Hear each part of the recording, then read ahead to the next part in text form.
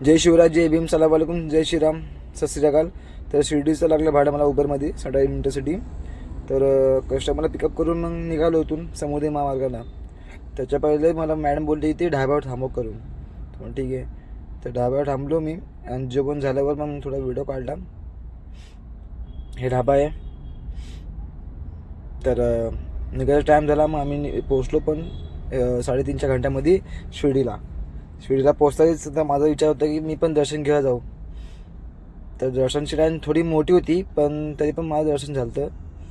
आणि बाहेरचं व्हिडिओ आहे. आणि मग दर्शन झाल्यावरच मग मी जेवण घेतलं. माझं जेवण आणलं आहे बघा, पुदिन्याचं पात आहे आणि कांदा आणि चपाती आणि बाहेरून मी भाजी घेतलेली.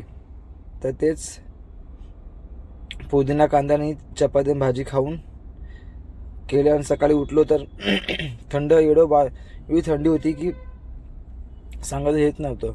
तर बघा, झोपून उठलो 8 वाजता मी. तर खूप चांगला नजारा होता थंडीचा. फोग जमा होते.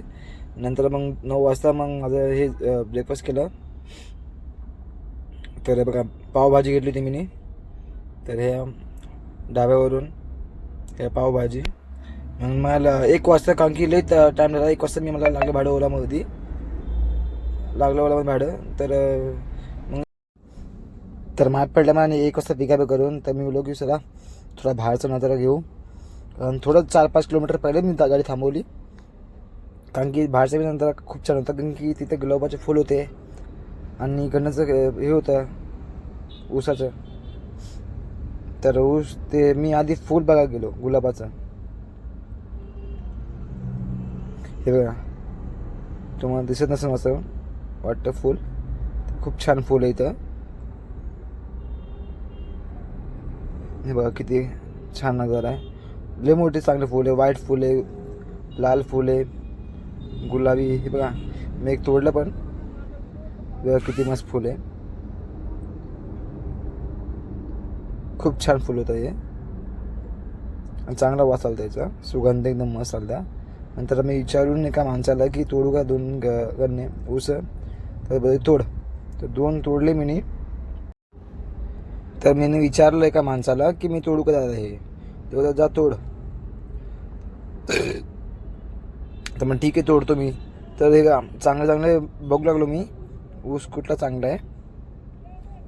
तर मला हे 2 बाकीचे आवडले. तर मी थोडासा प्रयत्न केला पण तुटत नव्हतं, कारण की आतमध्ये होतं ते. तरी पण मी खूप कोशिश केली आणि हे बघा जास्त हे होतं बघा, तुटलं अखेरमध्ये. तर हे बघा 2 तुटले. दोघांचे 4 तुकडे केलेले. आता टाकतो डिक्कीमध्ये अजून चादर होतं झोपण्यासाठी. हे बघा, टाकलं सेंजी बाटाच्या वरी. मग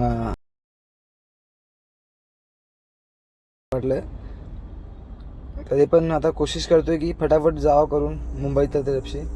पण चांगलं लागलं पिंपरी चिंचवडचं भाडं.